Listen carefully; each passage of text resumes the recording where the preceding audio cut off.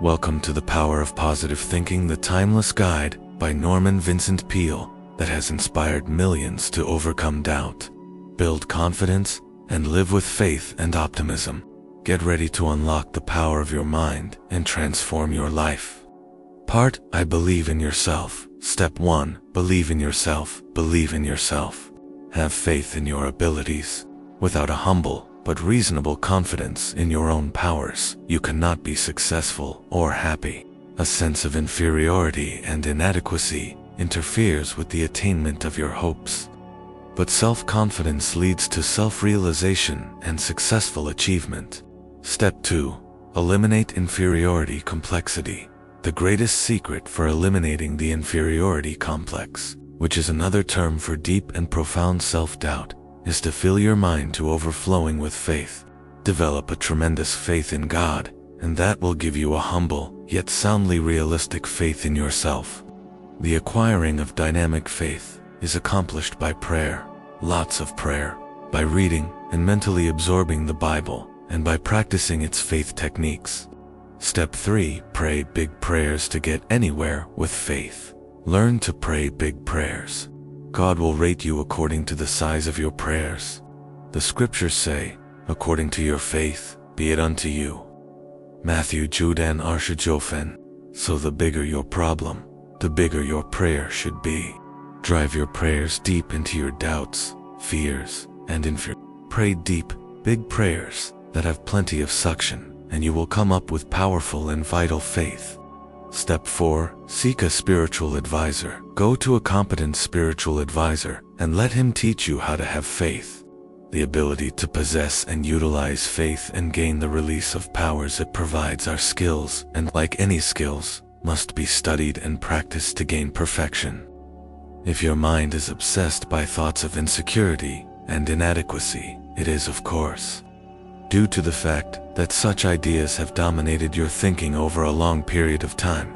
Another and more positive pattern of ideas must be given the mind, and that is accomplished by repetitive suggestion or confidence ideas. In the busy activities of daily existence, thought disciplining is required if you are to re-educate the mind and make of it a power-producing plant. Step 5. Drive confident thoughts into consciousness. It is possible, even in the midst of your daily work, to drive confident thoughts into consciousness. We build up the feeling of insecurity or security by how we think. If, in our thoughts, we constantly fix attention upon sinister expectations of dire events that might happen, the result will be constantly to feel insecure. And what is even more serious is the tendency to create, by the power of thought, the very condition we fear. Step 6. Attitudes are more important than facts. The blows of life, the accumulation of difficulties, and the multiplication of problems tend to sap energy and leave you spent and discouraged in such a condition. The true status of your power is often obscured, and a person yields to a discouragement that is not justified by the facts. It is vitally essential to reappraise your personality assets. Attitudes are more important than facts. That is worth repeating until its truth grips you. Any fact facing us, however difficult, even seemingly hopeless, is not as important as our attitude toward that fact. How you think about a fact may defeat you before you ever do anything about it. You may permit a fact to overwhelm you mentally before you start to deal with it actually. On the other hand, a confident and optimistic thought pattern can modify or overcome the fact altogether. Step 7. God is helping me. One of the most powerful concepts, one which is a sure cure for lack of confidence, is the thought that God is actually with you and helping you. This is one of the simplest teachings in religion, namely, that Almighty God will be your companion, will stand by you, help you, and see you through. No other idea is so powerful in developing self-confidence as this simple belief when practiced. To practice it, simply affirm, God is with me, God is helping me, God is guiding me. Go about your business on the assumption that what you have affirmed and visualized is true. Affirm it, visualize it, believe it, and it will actualize itself. 10 steps to build self-confidence. 1. formulate, and stamp indelibly on your mind a mental picture of yourself as succeeding. A. Hold this picture tenaciously. B. Never permit it to fade. C. Your mind will seek to develop this picture. D. Never think of yourself as failing. Never doubt the reality of the mental image. E. That is most dangerous, for the mind always tries to complete what it pictures. F. So always picture success, no matter how badly things seem to be going at the moment. 2. Whenever a negative thought concerning your personal powers comes to mind, deliberately voice a positive thought to cancel it out. 3. Do not build up obstacles in your imagination. A. Depreciate every so-called obstacle. B. Minimize them. 4. Difficulties must be studied and efficiently dealt with to be eliminated, but they must be seen for only what they are. A. They must not be inflated by fear thoughts. 5. Do not be awestruck by other people and try to copy them. A. Nobody can be you as efficiently as you can be. Remember also that most people, despite their confident appearance and demeanor, are often as scared as you are and as doubtful of themselves. 6. 10 times a day repeat these dynamic words. If God be for us, who can be against us? Romans 8. 3:1. Stop reading and repeat them now, slowly and confidently. 7. Get a competent counselor to help you understand why you do what you do. A. Learn the origin of your inferiority and self-doubt feelings, which often begin in childhood. B. Self-knowledge leads to a cure. 8. 10 times each day, practice the following affirmation, repeating it out loud if possible. I can do all things through Christ, which strengtheneth me. Philippians 4:13a. Repeat those words now. B.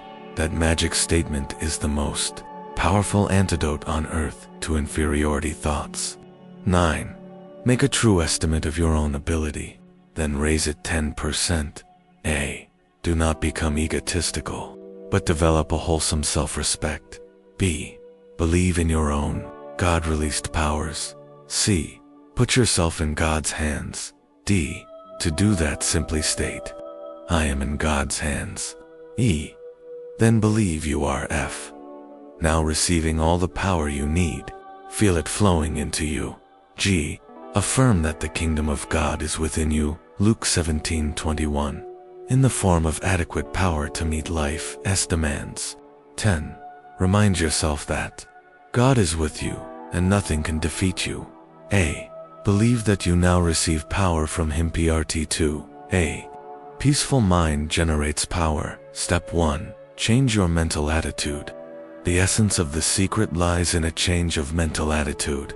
One must learn to live on a different thought basis, and even though thought change requires effort, it is much easier than to continue living as you are. The life of strain is difficult.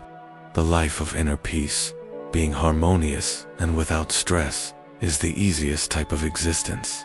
The chief struggle then in gaining mental peace is the effort of revamping your thinking to the relaxed attitude of acceptance of God's gift of peace. A verse from the Bible, Romans 12:2. By transformed by the renewing of your mind. Step 2. Empty your mind. A primary method for gaining a mind full of peace is to practice emptying the mind. I recommend a mind emptying at least twice a day, more often if necessary. Definitely practice emptying your mind of fears, hates, insecurities, regrets, and guilt feelings. The mere fact that you consciously make this effort to empty your mind tends to give relief. Of course, emptying the mind is not enough. When the mind is emptied, something is bound to enter. The mind cannot long remain a vacuum. Step 3. Fill up your mind with healthy thoughts. Immediately start filling your mind with creative and healthy thoughts. Then when the old fears, hates, and worries that have haunted you for so long try to edge back in, they will in effect find a sign on the door of your mind reading, occupied. The healthy thoughts which you have taken in will now be stronger and better fortified, and therefore able to repulse them. You will permanently enjoy a mind full of peace. Step 4. Practice thinking peaceful thoughts. At intervals during the day, practice thinking a carefully selected series of peaceful thoughts. Let mental pictures of the most peaceful scenes you have ever witnessed pass across your mind, as, for example, some beautiful valley filled with the hush of evening time, as the shadows lengthen and the sun sinks to rest. Such peaceful thought images will work upon your mind as a healing medicine.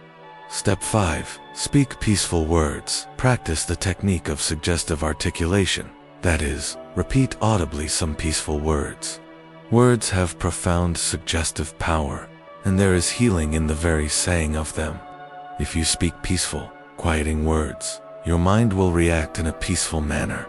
Use such a word as tranquility. Repeat that word slowly, several times. Tranquility is one of the most beautiful and melodic of all English words, and the mere saying of it tends to induce a tranquil state. Another healing word is serenity. Picturize serenity as you say it. Repeat it slowly and in the mood of which the word is a symbol. Step 6. Use words of the Bible. Let nothing disturb you. Let nothing frighten you. Everything passes away except God. God alone is sufficient. The words of the Bible have a particularly strong therapeutic value. Drop them into your mind, allowing them to dissolve in consciousness, and they will spread a healing balm over your entire mental structure. This is one of the simplest processes to perform, and also one of the most effective in attaining peace of mind. Step 7. Talk peaceful. To be peaceful, by our speech, we can achieve quiet reactions. Talk peaceful. To be peaceful. In a group, when the conversation takes a trend that is upsetting, try injecting peaceful ideas into the talk. Negative conversation adversely affects circumstances. Start each day by affirming peaceful, contented, and happy attitudes, and your days will tend to be pleasant and successful. Watch your manner of speech then, if you wish to develop a peaceful state of mind. It is important to eliminate from conversations all negative ideas, for they tend to produce tension and annoyance inwardly. The words we speak have a direct and definite effect upon our thoughts. Words help to condition and create attitudes. Step 8. Practice silence. Everyone should insist upon not less than 15 minutes of absolute quiet every 24 hours. Go alone into the quietest place available to you, and sit or lie down and practice the art of silence. Do not talk to anyone. Do not write. Do not read. Think as little as possible. Conceive of your mind as quiescent, inactive. This will not be easy at first, because thoughts are stirring up your mind, but practice will increase your efficiency. When you have attained a quiescent state, then begin to listen for the deeper sounds of harmony and beauty and of God that are to be found in the essence of silence. Part 3. How to have constant energy. Step 1. God is the source of all energy, but they that wait upon the Lord shall renew their strength. They shall mount up with wings as eagles. They shall run and not be weary, and they shall walk and not faint. Isaiah 40:31. God is the source of all energy in the universe, atomic energy, electrical energy, and spiritual energy. Indeed, every form of energy derives from the Creator. The Bible emphasizes this point when it says, He giveth power to the faint, and to them that have no might, He increaseth strength. Isaiah 40:29. In another statement, the Bible describes the energizing and re-energizing process. In Him we live, that is, have vitality, and move, have dynamic energy, and have our being attain completeness. When in spiritual contact with God through our thought processes, the divine energy flows through the personality, automatically renewing the original creative act. When contact with the divine energy is broken, the personality gradually becomes depleted in body, mind, and spirit. An electric clock connected with an outlet does not run down and will continue indefinitely to keep accurate time. Unplug it, and the clock stops. It has lost contact with the power flowing through the universe. In general, this process is operative in human experience, though in a less mechanical manner. All through its pages, the Bible talks about vitality and force and life. Jesus stated the key expression, "I am come that they might have life, and that they might have it more abundantly." John Shudan Shufin. This does not rule out pain or suffering or difficulty, but the clear implication is that if a person practices the creative and recreative principles of Christianity, he can live with power and energy. Follow this mentally by visualizing the soul as becoming quiescent. Then pray as follows. Dear God, you are the source of all energy. You are the source of the energy in the sun, in the atom, in all flesh, in the bloodstream, in the mind. I hereby draw energy from you as from an illimitable source. Then practice believing that you receive energy. Keep in tune with the infinite. Step 2. Get your emotional faults corrected. It is not hard work that drains off energy, but emotional upheaval. The effect of guilt and fear, feelings on energy is widely recognized by all authorities having to do with the problems of human nature. Energy drainage occasioned by fear and guilt is of such an amount as to leave little power to be applied to a person's job. The result is that he tires quickly.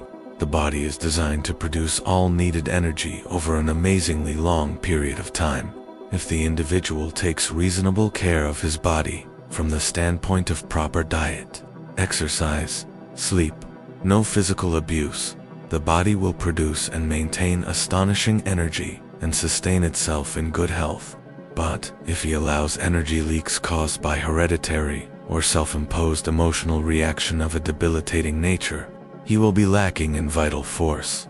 It is fear, resentment, the projection of parental faults upon people when they are children, inner conflicts and obsessions that throw off balance the finely equated nature, thus causing undue expenditure of natural force. Neither age nor circumstance needs to deprive us of energy and vitality. Our physical condition is determined very largely by our emotional condition, and our emotional life is profoundly regulated by our thought life. Step 3. Go according to God's pace. Our energies are destroyed because of the high tempo. The abnormal pace at which we go, everything is speeded up, and for that reason many people are tired.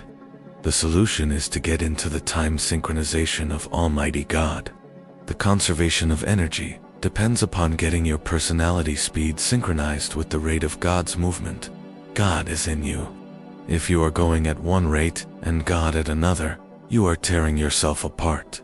Though the mills of God grind slowly, yet they grind exceeding small. The mills of most of us grind very rapidly, and so they grind poorly.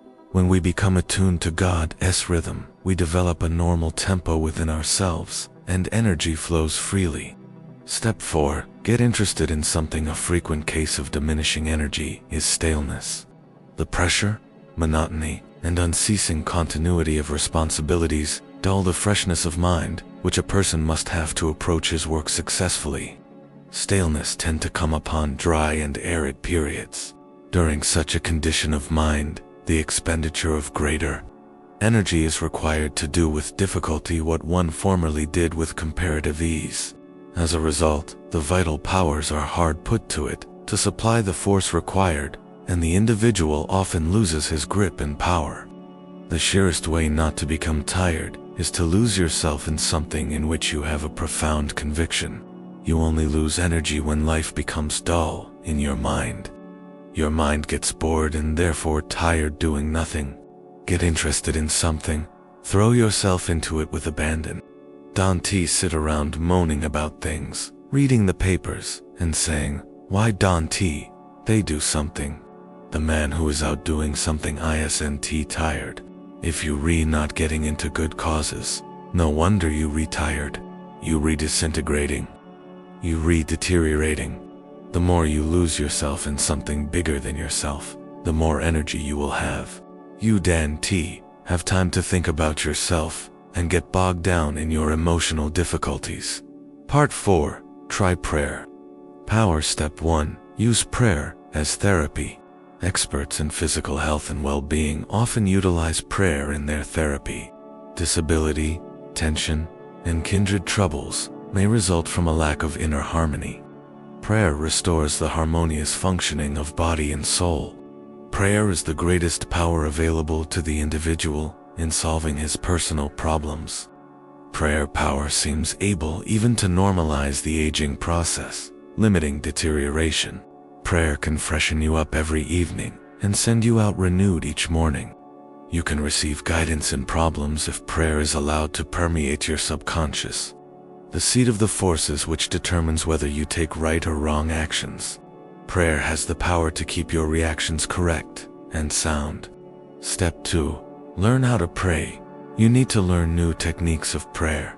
If you have been praying in a certain manner, even if it has brought you blessings, which it doubtless has, perhaps you can pray even more profitably by varying the pattern and by experimenting with fresh prayer formulas. Get new insights. Practice new skills to attain greatest results. It is important to realize that you are dealing with the most tremendous power in the world when you pray. It is advisable to experiment with prayer power according to such methods as prove sound and effective. If this sounds new and strangely scientific, bear in mind that the secret of prayer is to find the process that will most effectively open your mind humbly to God. Any method through which you can stimulate the power of God to flow into your mind is legitimate and usable. Step 3. PRA, IR, IZE, PIZU, R, IZE. Actualize, the formalize, each playerize, to picturize. Sen, actualize, prayerize equals a daily system of creative prayer.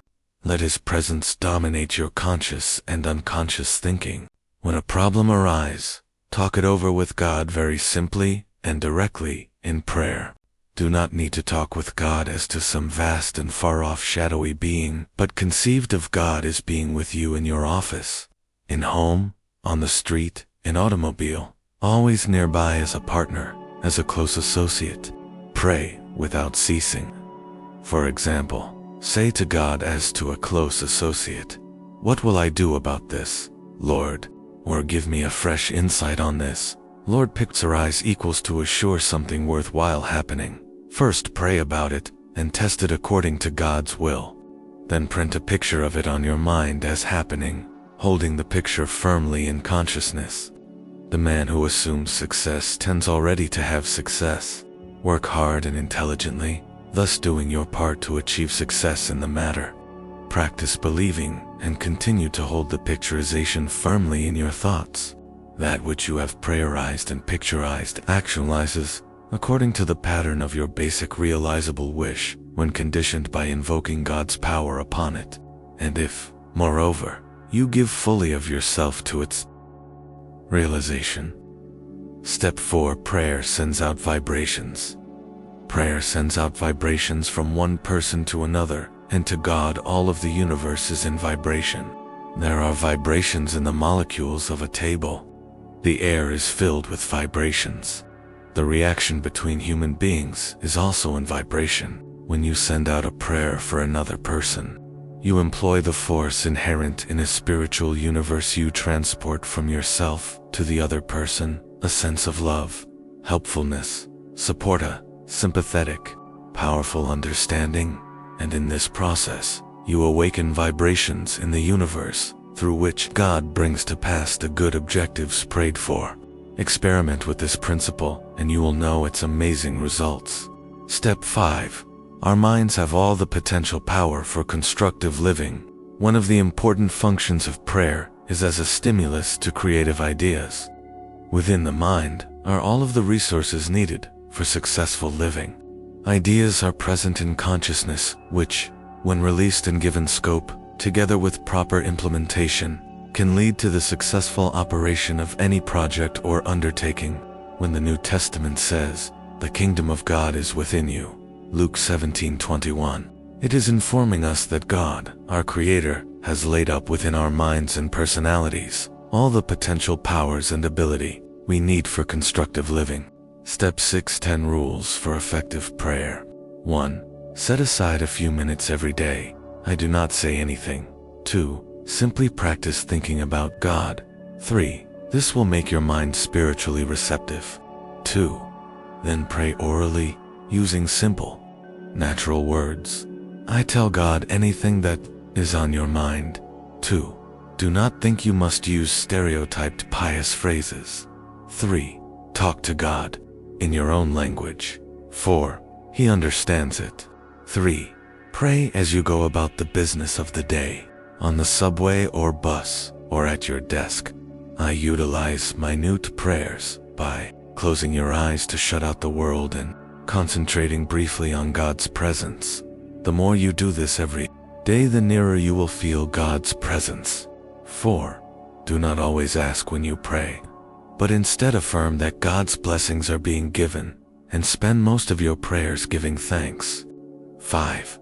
Pray with the belief that sincere prayers can reach out and surround your loved ones with God's love and protection. 6. Never use a negative thought in prayer. Only positive thoughts get results. 7. Always express willingness to accept God's will. 8. Ask for what you want, but be willing to take what God gives you. It may be better than what you ask for. 9. Practice the attitude of putting everything in God's hands. I ask for the ability to do your best and to leave the results confidently to God. 10. Pray for people you do not like or who have mistreated you. Resentment is blockade number 1 of spiritual power. 11. Make a list of people for whom to pray. The more you pray for other people, especially those not connected with you, the more prayer results will come back to you. Part V. How to create your own happiness. Step 1. Choose to be happy. People are just about as happy as they made up their minds to be. But say to yourself, things are going nicely. Life is good. I choose happiness, and you can be quite certain of having your choice. Step 2. Be like a child. Children are more expert in happiness than adults. The adult who can carry the spirit of a child into middle and old age is a genius, for he will preserve the truly happy spirit with which God endowed the young. The subtlety of Jesus Christ is remarkable, for he tells us that the way to live in this world is to have the childlike heart and mind. In other words, never get old or dull or jaded in spirit. Step 3. Don't become super sophisticated. Many of us manufacture our own unhappiness. Happiness is achievable, and the process for obtaining it is not complicated. Anyone who desires it, who wills it, and who learns and applies the right formula may become a happy person. Step 4. Develop happiness habit with happy thinking. Proverbs tells us that he that is of a merry heart hath a continual feast. Proverbs, Shuwu Den Shuwu Fen. In other words, cultivate the merry heart, develop the happiness habit, and life will become a continual feast, which is to say you can enjoy life every day. Make a mental list of happy thoughts and pass them through your mind several times every day. If an unhappiness thought should enter your mind, immediately stop, consciously eject it, and substitute a happiness thought. Every morning before arising, lie relaxed in bed and deliberately drop happy thoughts into your conscious mind. Let a series of pictures pass across your mind of each happy experience you expect to have during the day. When you arise, say out loud 3 times this one sentence: "This is the day which the Lord hath made. We will rejoice and be glad in it." Psalm 118-24. Only personalize it and say, "I will rejoice and be glad in it." Repeat it in a strong, clear voice and with positive tone and emphasis while dressing or shaving or getting breakfast. Say aloud a few such remarks as the following: "Oh, I believe this is going to be a wonderful day. Oh, I believe I can successfully handle all problems that will arise today. Oh, I feel good physically, mentally, emotionally. Oh, it is wonderful to be alive. Oh, I am grateful for all that I have had, for all that I now have, and for all that I shall have. Oh, things are indeed going to fall apart. Oh, God is here, and He is with me, and He will see me through. Oh, I thank God for every good thing. Step 4. Practice. Love. You must also base your actions and attitudes upon principles of happy living. So a practical principle in creating happiness is to practice love. The way to happiness. Keep your heart free from hate, your mind from worry. Live simply, expect little, and give much. Fill your life with love. Scatter sunshine. Forget self. Think of others. When one experiences a dynamic spiritual change inwardly, success with happiness producing ideas becomes extraordinarily easy. PRT. Why stop fuming and fretting? Step 1. What is fuming and fretting? The word fume means to boil up, to blow off, to emit vapor, to be agitated, to be distraught, and to seethe. The word fret is reminiscent of a sick child in the night, a petulant half cry and half whine. It ceases, only to begin again. It has an irritating, annoying, penetrating quality. To fret is a childish term, but it describes the emotional reaction of many adults. Step 2.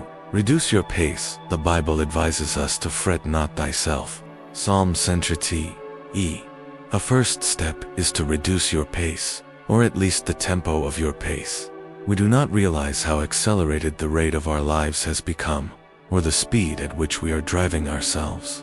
Many people are destroying their physical bodies by this pace, but what is even more tragic, they are tearing their minds and souls to shreds as well. It is possible for a person to live a quiet existence physically and yet maintain a high tempo emotionally. The character of our thoughts determines pace. The pace of modern life must be reduced if we are not to suffer profoundly from its debilitating overstimulation and super-excitement. This overstimulation produces toxic poisons in the body and creates emotional illness. It produces fatigue and a sense of frustration so that we fume and fret about everything from our personal troubles to the state of the nation and the world. It is impossible to have peace of soul if the pace is so feverishly accelerated. Slow down, for whatever you really want will be there when you get there if you work toward it without stress, without pressing. If proceeding under God's guidance and in His smooth and unhurried tempo, it is not there, then it was not supposed to be there. If you miss it, perhaps you should have missed it. So definitely seek to develop a normal, natural, God-ordered pace. Step 3. God won't go that fast. God won't go that fast. He will not endeavor to keep up with you. He says in effect, go ahead if you must with this foolish pace, and when you are worn out I will offer my healing. But I can make your life so rich if you will slow down now, and live and move, and have your being in me. God moves imperturbably, slowly, and with perfect organization. The only wise rate at which to live is God's rate. God gets things done, and they are done right, and He does them without hurry. He is peaceful, and therefore efficient. This same peace is offered to us. Peace I leave with you, my peace I give unto you. Jonju Yonjiniju Nanavam, to help reduce this tension, which seems to dominate our people everywhere. You can start by reducing your own pace. Step 4. Practice being peaceful. Practice being peaceful. Practice the peace of God, which passeth all understanding. Philippians CBT. Then note the quiet power sense that wells up within you. Have you ever considered the importance of having the peace of God in your muscles, in your joints? Your muscles will work with correlation when the peace of God who created them governs their action. Speak to your muscles every day, and to your joints, and to your nerves, saying, fret not thyself. Psalm 37. 1. Step 5. Deliberately practice serenity. We should give time and planned effort to keeping the mind in a healthy state. One way to do this is to sit quietly and pass a series of peaceful thoughts through the mind. For example, pass through the thoughts the memory of a lofty mountain, a misty valley, a sun-speckled trout stream, silver moonlight on water, at least once in every 24 hours, preferably in the busiest part of the day. Deliberately stop whatever you are doing for 10 or 15 minutes and practice serenity. There are times when it is essential, resolutely to check our headlong pace. And it must be emphasized that the only way to stop is to stop. Step 6. Have faith in the principles of Christianity. Simple faith and practice of the principles and techniques of Christianity bring peace and quietness, and therefore new power to body, mind, and spirit. It is the perfect antidote to fuming and to fretting. It helps a person to become peaceful and thus to tap new resources of strength. Adopt the skill of church-going. Make church worship a therapy. Step 7. Discipline your physical reactions. Practice keeping physically still.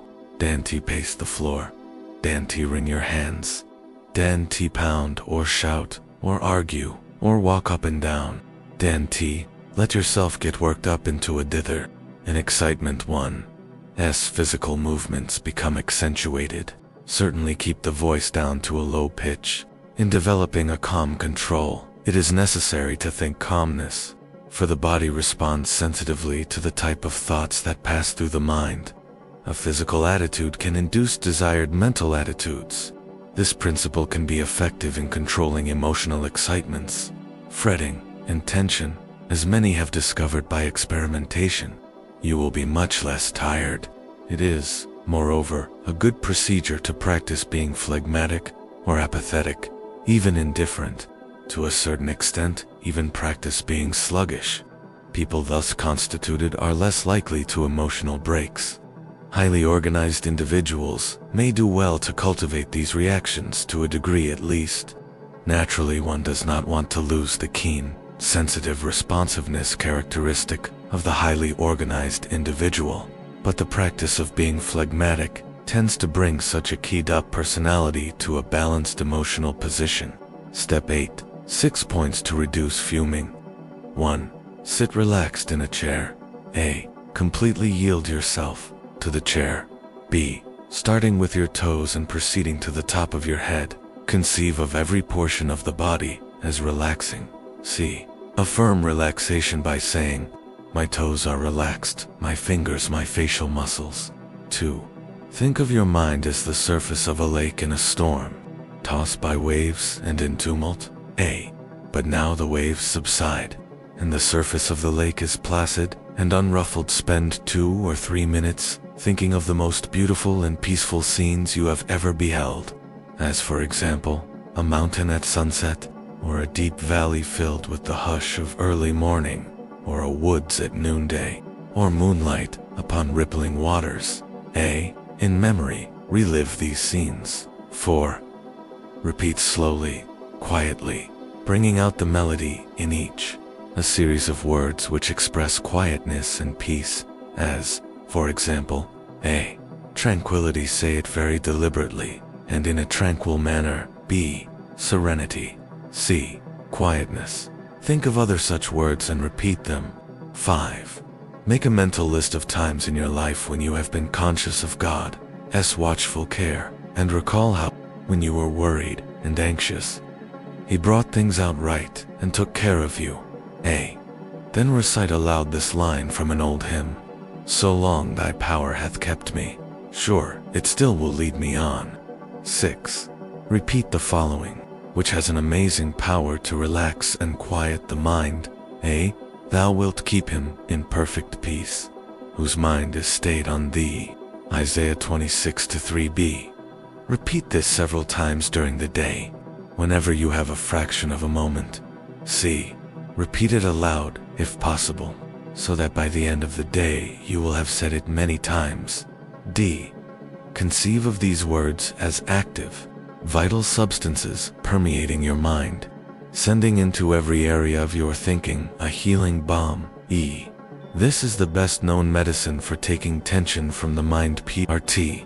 7. Expect the best and get IT. Step 1. Change your mental habit. Change your mental habits to belief instead of disbelief. Learn to expect, not to doubt. In so doing, you bring everything into the realm of possibility. This does not mean that by believing, you are necessarily going to get everything you want or think you want. Perhaps that would not be good for you. When you put your trust in God, He guides your mind so that you do not want things that are not good for you, or that are inharmonious with God's will. But it does definitely mean that when you learn to believe, then that which has seemingly been impossible moves into the area of the possible. Every great thing at last becomes for you a possibility. Step 2. Learn to believe. William James, the famous psychologist, said, "Our belief at the beginning of a doubtful undertaking is the one thing now get. That is the one thing that ensures the successful outcome of your venture." To learn to believe is of primary importance. When you expect the best, you release a magnetic force in your mind, which by a law of attraction tends to bring the best to you. But if you expect the worst, you release from your mind the power of repulsion, which tends to force the best from you. Tep. 3. Read the New Testament. Perhaps you have not been doing so well in the game of life. You strike out time and again, and your batting average is lamentably low. Start reading the New Testament and notice the number of times it refers to faith. Select a dozen of the strongest statements about faith, the ones that you like the best. Then memorize each one. Let these faith concepts drop into your conscious mind. Say them over and over again, especially just before going to sleep at night. By a process of spiritual osmosis, they will sink from your conscious into your subconscious mind, and in time will modify and reslant your basic thought pattern. This process will change you into a believer, into an expector, and when you become such, you will in due course become an achiever. You will have new power to get what God and you decide you really want from life. If thou canst believe, it says, all things are possible to him that believeth. Mark Judan Arshasenfen, if ye have faith, nothing shall be impossible unto you. Matthew 17:20, according to your faith, be it unto you. Matthew Jodan Arshajofen, believe so. It drives home the truth that faith moves mountains.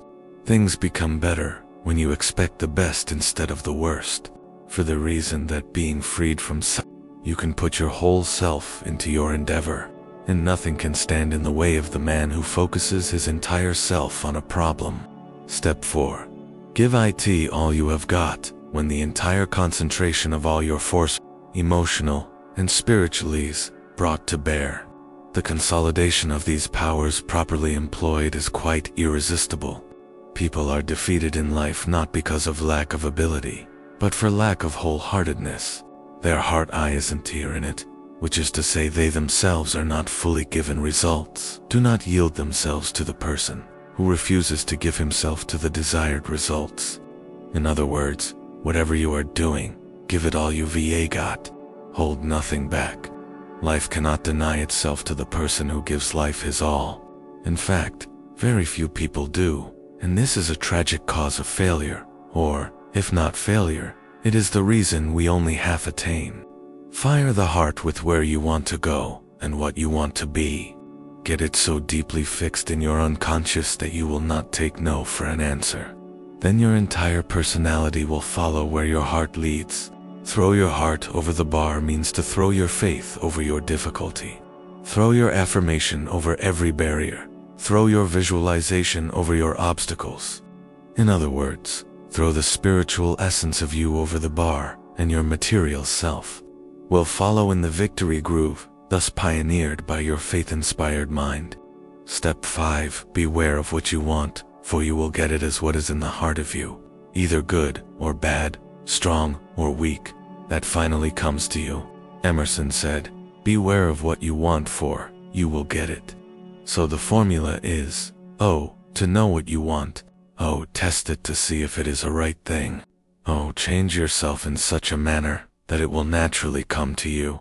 Oh, and always have faith. According to your faith in yourself, according to your faith in your job, according to your faith in God. This far will you get, and no further. Whenever you have a bar, that is to say a barrier, oh stop, oh close, you'll revisualize everything that is above the bar, and nothing that is below it. Oh, then imaginatively throw your heart over that bar, and see yourself as being given lifting power to rise above it. Believe that you are experiencing this upthrust of force. If in the depth of your mind you visualize the best, and employ the powers of faith and energy, You will get the best. Step 6. Have a defined purpose. Your expectation must have a clearly defined objective. Lots of people get nowhere simply because they do not know where they want to go. They have no clear-cut, precisely defined purpose. You cannot expect the best if you think aimlessly. That is the failure point with many people. No objective leads to no end. I copied it and am giving it to you. A man who is self-reliant, positive, optimistic, and undertakes his work with the assurance of success magnetizes his condition. He draws to himself the creative powers of the universe. It is indeed a fact that the person who thinks with positive self-reliance and optimism does magnetize his condition and releases power to attain his goal. TEP 7. Cultivate faith. Cultivate faith, and you will have the necessary courage and character. Faith power works wonders. Hold them in your thoughts. Say them over and over again. You can achieve the most tremendous things by faith power. Step 8. Saturate your mind with the Bible. If you will spend 1 hour a day reading the Bible and committing its great passages to memory, thus allowing them to recondition your personality, the change in you and in your experience will be little short of miraculous. Generation after generation, no matter what develops in the way of knowledge and science, the Bible is read by more people than any other book. Humanity rightly has more confidence in it than any other document ever written, and the Bible tells us that faith power works wonders. Step A. Be specific. The reason, however, that great things do not happen to some people is that they are not specific in their application of faith power. Be specific. Take them one by one. If there is something you want, how do you go about getting it? In the first place, ask yourself, should I want it? Test that question very honestly in prayer to be sure you should want it and whether you should have it. If you can answer that question in the affirmative, then ask God for it and be backward in asking Him. And if God, having more insight, believes that you shouldn't have it, you needn't worry, He won't give it to you. Ask God for any right thing, but as a little child, T'd out. So roll those words around on your tongue. Say them over and over again until they lodge deeply in your mind, until they get down into your heart, until they take possession of the essence of you. Whosoever shall say unto this mountain, Be thou removed, and be thou cast into the sea, and shall not doubt in his heart, but shall believe that those things which he saith shall come to pass, he shall have whatsoever he saith. Mark 11:23 Affirm. I expect the best, and with God's help will attain the best. Part 8. I don't believe in defeat. Step 1. Stand up to your obstacles. Do not complain about or whine, but forthrightly attack it. Go crawling through life on your hands and knees, half defeated. Stand up to your obstacles and do something about them. You will find that they haven't half the strength you think they have. You can do this when you have faith. Faith in God and faith in yourself. Faith is the chief quality you need. You will learn to know yourself, your own ability, your power to do things. Anybody can keep going when the going is good, but some extra ingredient is needed to enable you to keep fighting when it seems that everything is against you.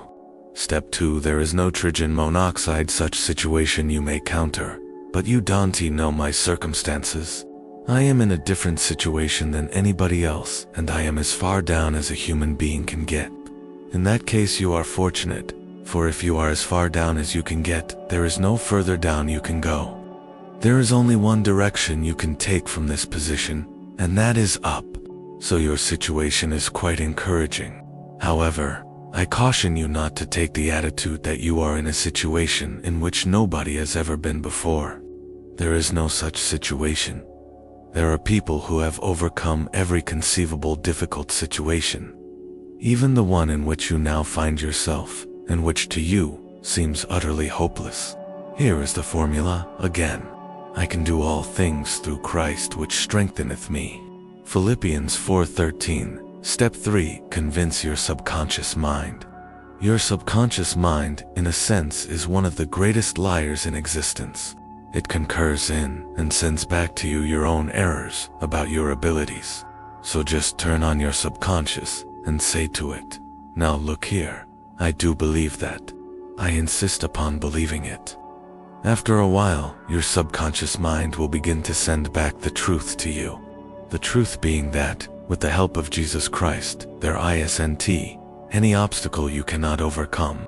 Step 4. Eliminate little negatives, making such statements as, "I'm afraid I'll be late," or "I wonder if I'll have a flat tire," or "I don't think I can do that," or "I'll never get through this job. There is so much to do." If something turned out badly, I might say, "Oh, that's just what I expected." It is surprising how they accumulate in force, and presently, before you know it, they will grow into big negatives. I found that the best way to eliminate them was deliberately to say a positive word about everything. When you keep asserting that things are going to work out well, that you can do the job, that you will not have a flat tire, that you will get there on time, by talking up good results, you invoke the law of positive effects, and good results occur. A clean engine always delivers power. Step 5. Obstacles are removable if you have been long defeated by a difficulty. It is probably because you have told yourself for weeks, months, and even for years that there is nothing you can do about it. You have so emphasized your inability to yourself that your mind gradually accepted the conclusion upon which you have insisted. And when your mind is convinced, you are convinced, for as you think so are you. But, on the contrary, when you employ this new and creative concept, "I can do all things through Christ," then you develop a new mental slant. When at last your mind becomes convinced, astonishing results will begin to happen. Of a sudden you discover that you have the power you would never acknowledge. Part IX. How to break the worry habit. Step 1. Define worry and rid it. Worry is a destructive process of occupying the mind with thoughts contrary to God's love and care. Basically, that is all worry is. The cure is to fill the mind with thoughts of God's power, His protection, and His goodness. What is worry? It is simply an unhealthy and destructive mental habit. You are not born with the worry habit. You acquired it, and because you can change any habit and any acquired attitude, you can cast worry from your mind. Step 2. How to live long. Observe the following rules. O. Keep calm. O. Go to church. Church members live longer than non-church members. O. Eliminate worry. Married people, according to the article, live longer than single people. Perhaps this is because a married couple can divide the worry. When you are single, you have to do it all alone. People lived long and contented lives for the following reasons. O. They kept busy. O. They used moderation in all things. They ate lightly and simply. O. They got a great deal of fun out of life. O. They were early to bed and early up. O. They were free from worry and fear, especially fear of death. O. They had serene minds and faith in God. Step 3. Practice emptying the mind. This should be done preferably before retiring at night to avoid the retention by the consciousness of worries while you sleep. During sleep, thoughts tend to sink more deeply into the subconscious. The last 5 minutes before going to sleep are of extraordinary importance, for in that brief period, the mind is most receptive to suggestion. It tends to absorb the last ideas that are entertained in waking consciousness. Such thoughts can be emptied from the mind and will not accumulate if they are eliminated daily. To drain them, utilize a process of creative imagination. Conceive of yourself as actually emptying your mind of all anxiety and fear. Picture all worry thoughts as flowing out as you would let water flow from a basin by removing the stopper. Repeat the following affirmation during this visualization. With God's help, I am now emptying my mind of all anxiety, all fear, all sense of insecurity. Step 6. Imagineering. A small child possesses an imaginative skill superior to that of adults. A child responds to the game of kissing away a hurt or throwing away a fear. This simple process works for the child because in his mind he believes that that is actually end of it. Imagination is a source of fear, but imagination may also be the cure of fear. Imagineering is the use of mental images to build factual results, and it is an astonishingly effective procedure. What you imagine may ultimately become a fact if held mentally with sufficient faith. Therefore, hold an image of yourself as delivered from worry, and the drainage process will in time eliminate abnormal fear from your thoughts. Step 5. Let faith crowd out worry. It is not enough to empty the mind, for the mind will not long remain empty. It must be occupied by something. It cannot continue in a state of vacuum. Fill it with thoughts of faith, hope, courage, expectancy. Fear is the most powerful of all thoughts, with one exception, and that one exception is faith. Faith can always overcome fear. Faith is the one power against which fear cannot stand. Step low. Practice faith. Learn to be a practicer of faith until you become an expert in faith. Then fear cannot live in you. Fear something over a long period of time, and there is a real possibility that by fearing you may actually help bring it to pass. The Bible contains a line which is one of the most terrible statements ever made, terrible in its truth. For the thing which I greatly feared is come upon me. Job 3:25. Step 7. Avoid worry conversations. Never participate in a worry conversation. Shoot an injection of faith into all your conversations. A group of people talking pessimistically can infect every person in the group with negativism. Step 8.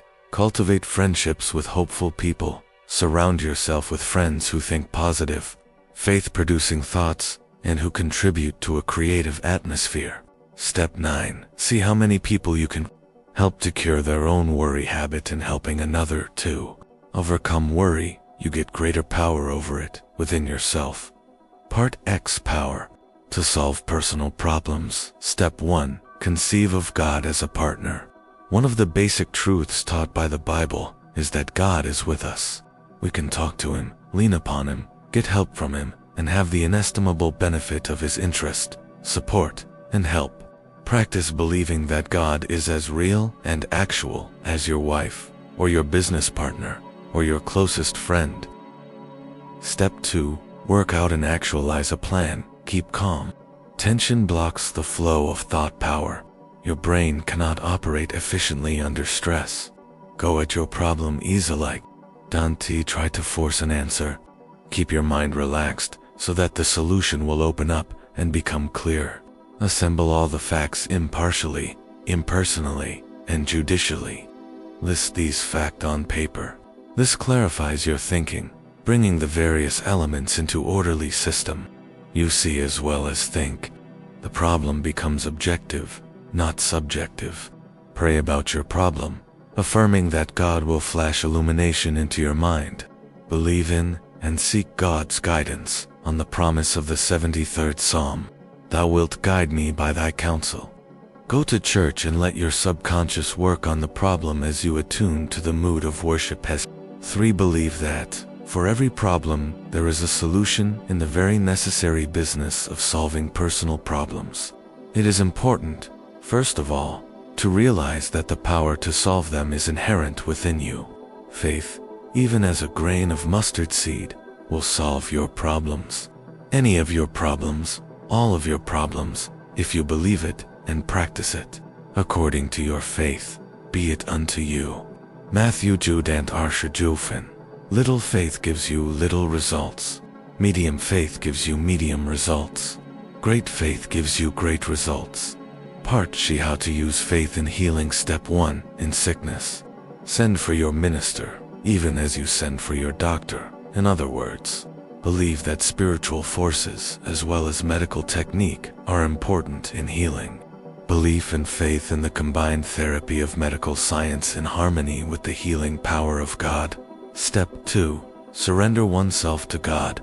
A complete willingness to surrender oneself into the hands of God, a sincere willingness to accept God as answer, whatever it may be, and no irritation or bitterness against His will. A substantial, unquestioning faith that God can heal. Be still and know that I am God. Psalm 46:10, Wait on the Lord, be of good courage, and he shall strengthen thine heart. Psalm Arshati. Shirse, I can do all things through Christ which strengtheneth me. Philippians 4:13. In him we live and move and have our being. Acts 17:28. Step 3. Pray for the doctor. Pray, therefore, that the doctor may be an open channel of God, sealing grace. Step 4. Do not be panicky if you do. You will send out negative thoughts and therefore destructive thoughts in the direction of your loved one when he requires positive and healing thoughts to assist him. Step 5. Let harmony prevail in the family, that is, a spiritual harmony. Matthew Shabbadan Shajulfin. If two of you shall agree, on earth, as touching anything that they shall ask, it shall be done for them of my Father which is in heaven. Step 6. Form a picture in your mind of the loved one as being well. Visualize him in perfect health. What we believe in the subconscious, we usually get. Part 12. When vitality sags. Try this. Step 1. Cast out ill will and resentment. Get rid of them without delay. They do not hurt anybody else. They do no harm to the person against whom you hold these feelings. But every day and every night of your life, they are eating at you. Step 2. Cast out guilt, fear, anxiety. Emotional colds are suffered by children who feel insecure. Many cases of chronic colds occur in children who come from broken homes. An older child often has recurring respiratory infection when a new baby is born because he feels neglected and jealous. Infants can catch fear and hatred from people around them more quickly than they can catch measles or other infectious diseases. The virus of fear may burrow deeply into their subconsciousness and remain there for a lifetime. Step 3. Cast out anger. Anger is an accumulated vehemence of a multitude of minor irritations. Make a list of everything that irritates you. Make each separate irritation a special object of prayer. Get a victory over each, one at a time. In this way you will weaken your anger to the point where presently you will gain control over it. Train yourself so that every time you feel the surge of anger you say, "Is this really worth what it is doing to me emotionally? I will make a fool of myself. I will lose friends." Deliberately, by an act of will, keep your hands from clenching. Hold your fingers out straight. Deliberately reduce your tone. Bring it down to a whisper. At that moment, it may be a bit hard to pray, but try it anyway. At least conjure up a picture of Jesus Christ in your mind and try to think of him mad, just as you are. Our Father, who art in heaven, hallowed be thy name. When angry, say that 10 times, and your anger will lose its power over you. Step 4. Cast out hurt. Do not allow yourself to sulk or indulge in self-pity. Go to someone you trust and pour it out to him until not a vestige of it remains within you. Then forget it. Start praying for the person who has hurt your feelings. Sometimes you may have to pray for quite a while to get that result. Say this little prayer: "May the love of Christ fill my heart." Then add this line: "May the love of Christ insert the other S, name flood my soul." Part 13. Inflow of new thoughts can remake you. Step 1. Remake your thoughts. The greatest discovery of my generation is that human beings can alter their lives by altering their attitudes of mind. The Lord is the strength of my life. In this will I be confident. Psalm 27, banding 1:3. A man's life is what his thoughts make of it. A man is what he thinks about all day long. There is a deep tendency in human nature to become precisely like that which you habitually imagine yourself to be. Do not passively accept unsatisfactory circumstances, but form a picture in your mind of circumstances as they should be. If you think in negative terms, you will get negative results. If you think in positive terms, you will achieve positive results. Step 2. Believe and succeed in 3 words. Believe and succeed, and all things whatsoever ye shall ask in prayer, believing, thou shalt receive them. Matthew Arshid and Arsha Arfin. Believe that if it is God's will and is worthwhile, not selfishly sought after, but for human good, that it is at that moment given you. It is as simple as this. Put your problem in God's hands, and your thoughts rise above the problem, so that you look down upon it, not up at it. Step 3. Test it according to God's will, that is, do not try to get success from something that is wrong. Be sure it is right morally, spiritually, and ethically. You can never get a right result from an error. When the 23rd Psalm says, "He leadeth me in the paths of righteousness," it not only means the paths of goodness, but the paths of right-mindedness as well. When Isaiah says, "Let the wicked forsake his way, and the unrighteous man his thoughts," Isaiah 55:7, it not only means that a person is to depart from evil and do good, but that he is to change his thinking from wrong to right, from error to truth. Step 4. Speak hopefully about everything for the next 24 hours. Deliberately speak hopefully about everything. About your job, about your health, about your future. Go out of your way to talk optimistically about everything. After speaking hopefully for 24 hours, continue the practice for 1 week. Then you can be permitted to be realistic for a day or two. You will discover that what you meant by realistic a week ago was actually pessimistic. But what you now mean by realistic is something entirely different. It is the dawning of the positive outlook. When most people say they are being realistic, they delude themselves. They are simply being negative. Step 5. Choose your friends. Make a list of your friends to determine who is the most positive thinker among them, and deliberately cultivate his society. Do not abandon your negative friends, but get closer to those with a positive point of view for a while, until you have absorbed their spirit. Then you can go back among your negative friends and give them your newly acquired thought pattern without taking on their negativism. Step 6. Avoid argument. Avoid argument. But whenever a negative attitude is expressed, counter with a positive and optimistic opinion. Step 7. Pray a great deal. Pray a great deal, and always let your prayer take the form of thanksgiving, on the assumption that God is giving you great and wonderful things. For if you think He is, He surely is. God will not give you any greater blessing than you can believe in. He wants to give you great things, but even He cannot make you take anything greater than you are equipped by faith to receive, according to your faith, that is, in proportion to be it unto you. Matthew 9:9 Part 14. Relax for easy power. Step 1. Keep the mind quiet. Avoid all hectic reactions of haste, and to practice peaceful thinking. Perform your responsibilities on the basis of the most efficient conservation of energy. Don T strains so hard. Dan T. Take yourself so seriously. Dan T. Try to do everything at once. That is why time is spread out. Heed that wise advice from the Bible. This one thing I do. Think it's hard and you make it hard. Think it's easy and it tends to become easy. Step or collapse. Physically practice this several times a day. Let go every muscle in the body. Conceive of yourself as a jellyfish, getting your body into complete looseness. Step 3. Like your work. Determine to like your work. Then it will become a pleasure, not drudgery. Plan your work, your plan.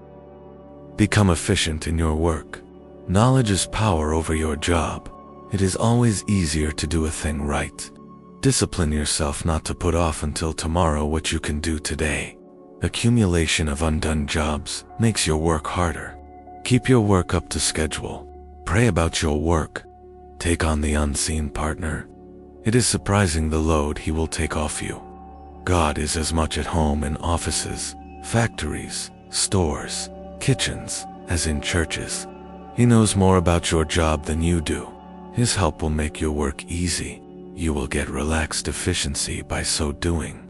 Analyze people who are really efficient, and they always seem to do things easily, with a minimum of effort.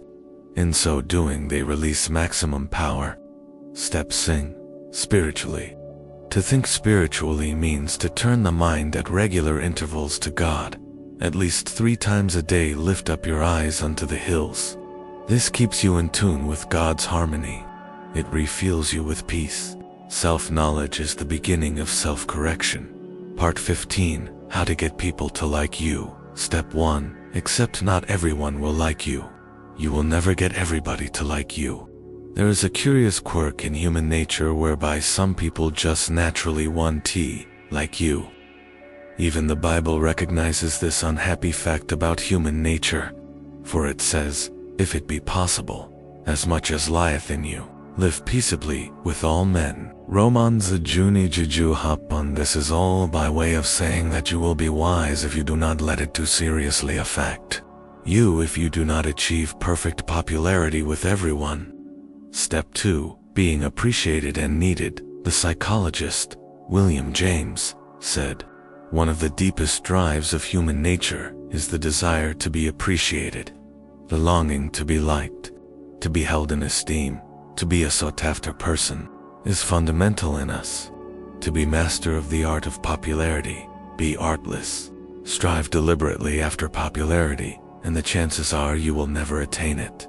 The feeling of not being wanted or needed is one of the most devastating of all human reactions.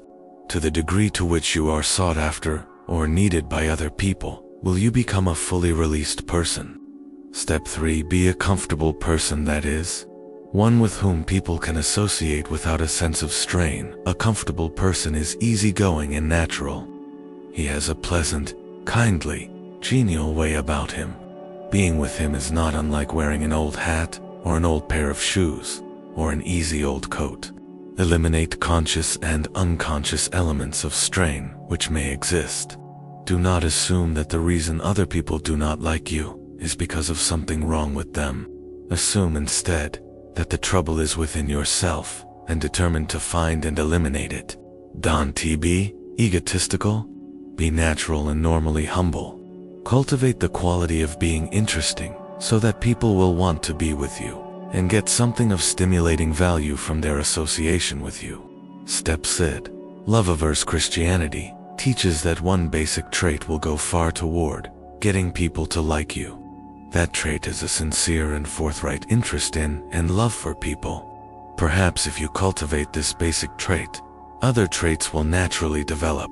Step 5. Pray for others. When you pray for anyone, you tend to modify your personal attitude toward him. You lift the relationship thereby to a higher level.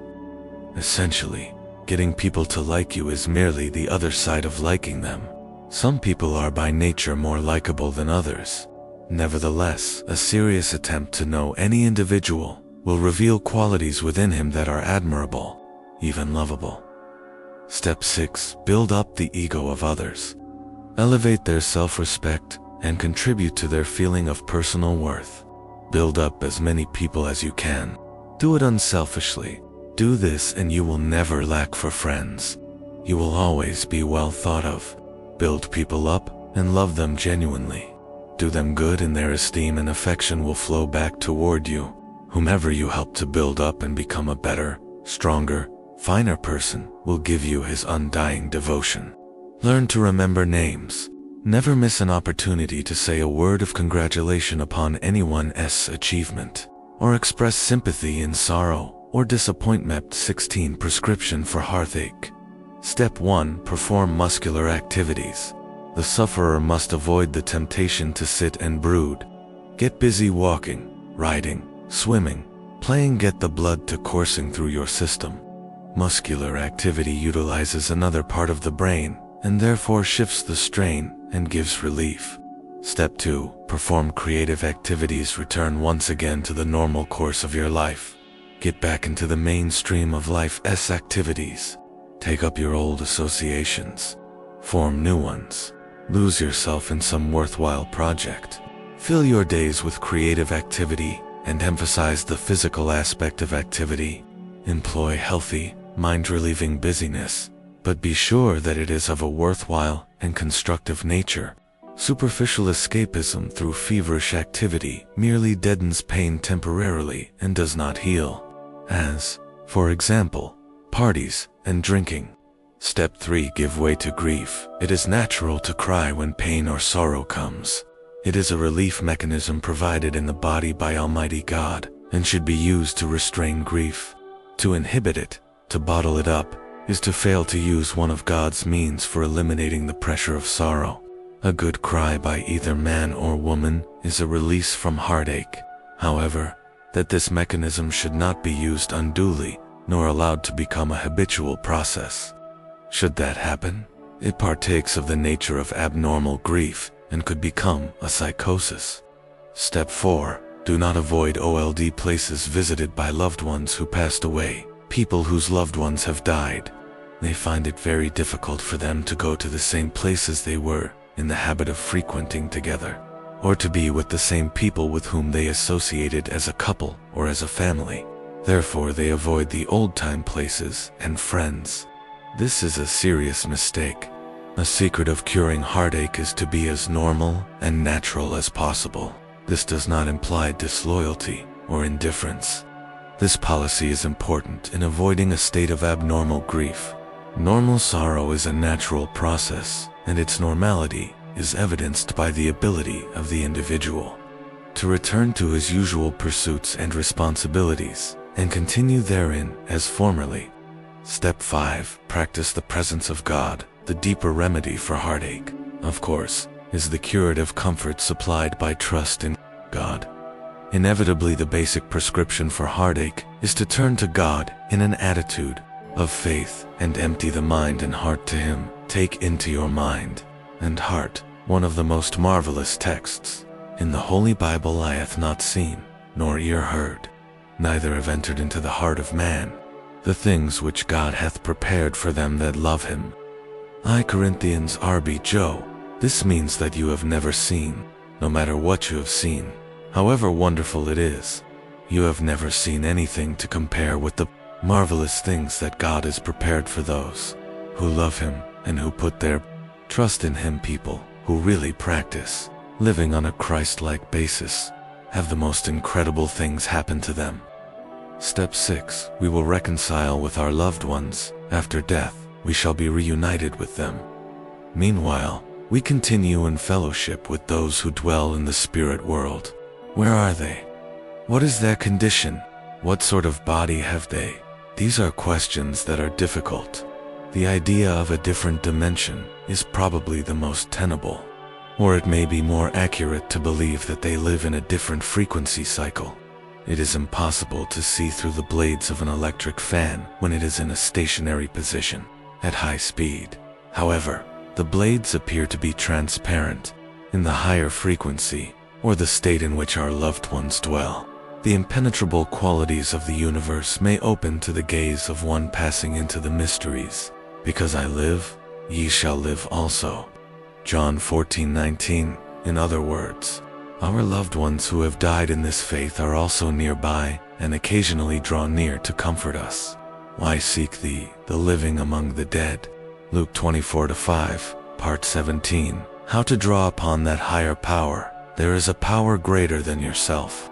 If you will turn your will and your life over to the care of God as you understand Him, He will give you strength. Step 1. Isaiah 42, 2831. Lie down there on that couch. Shut your eyes and relax, and let these words sink in. Hast thou not known? Hast thou not heard, that the everlasting God, the Lord, the Creator of the ends of the earth, fainteth not, neither is weary, there is no searching of His understanding. He giveth power to the faint, and to them that have no might He increaseth strength. Even the youths shall faint and be weary, and the young men shall utterly fall. But they that wait upon the Lord shall renew their strength. They shall mount up with wings as eagles. They shall run and not be weary, and they shall walk and not faint. Isaiah 42, 2831. Step to wait upon the Lord. Give your job all you've got. Of course you must do that, but do it in a relaxed and easy manner, like a batter in a big league ball game. He swings the bat easy-like, and doesn't he try to knock the ball out of the park. He just does the best he can and believes in himself, because he knows that he has lots of reserve power. They that wait upon the Lord shall renew their strength. Step 3. Take a positive attitude. Learn to take a positive, optimistic attitude toward every problem In direct proportion to the intensity of the faith which you muster, will you receive power to meet your situations. According to your faith be it unto you. Matthew 9:29 is a basic law of successful living. Step 4. Depend upon the higher power. Be willing to depend upon the higher power from whom he derives a strength which he does not himself possess. Men discover laws and formulas and harness power to do remarkable things. Spiritual power also follows laws. Mastery of these laws works wonders in an area more complicated than any form of mechanics, namely, human nature. It is one thing to make a machine work right. To make human nature work right is something else. It requires greater skill, but it can be done. Conclusion: you have read a formula of belief and practice, which should help you win victory over every defeat. But reading is not enough. Now please, go back and persistently practice each technique given in this book. Keep at it until you obtain the desired results. God will help you so believe and live successfully out. The authors about Dr. Norman Vincent Peale. Norman Vincent Peale was an American minister and author who is best known for his work in popularizing the concept of positive thinking.